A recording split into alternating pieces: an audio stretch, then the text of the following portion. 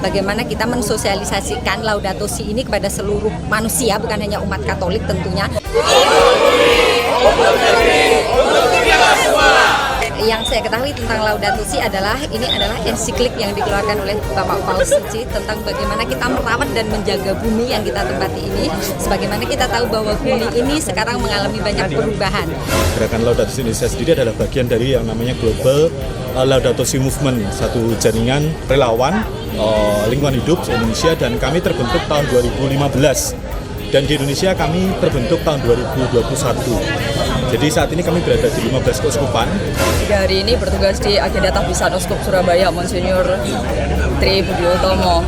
Kami bertugas untuk mengedukasi, untuk menjaga kebersihan lingkungan. Jadi ada yang dari mahasiswa, dari beberapa frater, ada suster juga dari beberapa tarekat, juga ada beberapa teman yang dari luar kota, dari Bogor, Jakarta, Yogyakarta, Malang. Mereka datang untuk mendukung acara ini. Kami bertugas untuk menyisir dan memastikan bahwa semua area itu bersih dan rapi.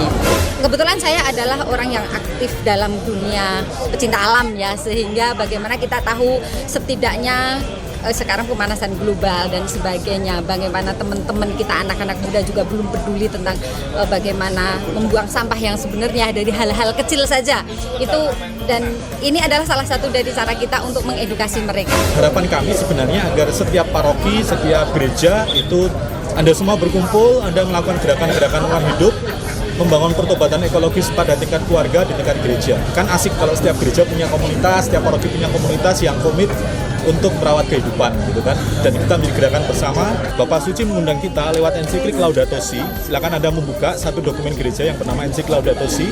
Itu dokumen yang wajib dibaca begitu.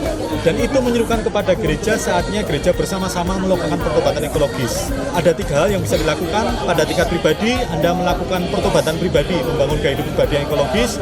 Kemudian yang kedua, membangun keluarga, komunitas, memastikan bahwa lingkaran sekitar Anda punya komitmen kepada bumi. Kemudian yang ketiga, itu bagaimana kita mendorong adanya advokasi kebijakan terkait dengan isu-isu yang lebih besar, supaya kemudian kita memastikan bahwa negeri ini kebijakan publik itu dibangun atas semangat merawat kehidupan.